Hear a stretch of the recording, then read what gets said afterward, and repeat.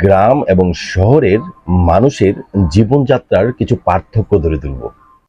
শহরে মানুষগুলো কেউ কারো ধার ধারে না, কারণ কেউ কাউকে চিনে না। শহরে জীবন না সামাজিক না পারিবারিক, এটাকে বলা হয় ব্যক্তিকেন্দ্রিক। গ্রামীণ মানুষগুলো আপনার বিপদ আপদে দৌড়ে এসে পাশে দাঁড়াবে, আর অন্যদিকে শহরের মানুষগুলো আপনার বিপদ আপদের কোনো খোঁজ খবরই নেবে না। শহরের সমাজ ব্যবস্থার চেয়ে গ্রামের সমাজ ব্যবস্থা অত্যাধিক উন্নত। তারা সামাজিক কোনো অনুষ্ঠান দেখলে দৌড়ে এসে অংশগ্রহণ করে।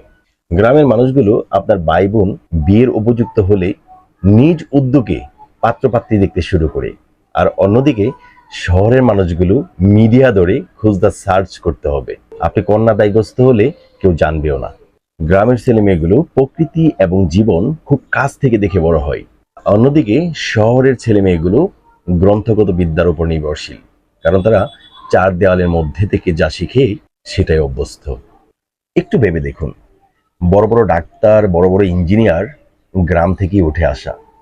তারা শতবার চেষ্টা করেও তাদের বাবা মাকে শহরমুখী করতে পারে নাই। শহর কেন্দ্রিক মানুষগুলো কর্মব্যস্ততার কারণে এত বেশি ব্যস্ত থাকে যে গ্রামে আসতে সময় সুযোগটুকু হয়ে ওঠে না। যখনই একটু সুযোগ পাই তখনই নারীর টানে চলে আসেন গ্রামে, তাদের মা বাবার সাথে সুন্দর শান্তির সময়টুকু কাটিয়ে যান। তাদেরকে সেলুট জানাই, যারা গ্রামকে ভালোবেসে, মা বাবাকে ভালোবেসে গ্রামের খোঁজ খবর নেই।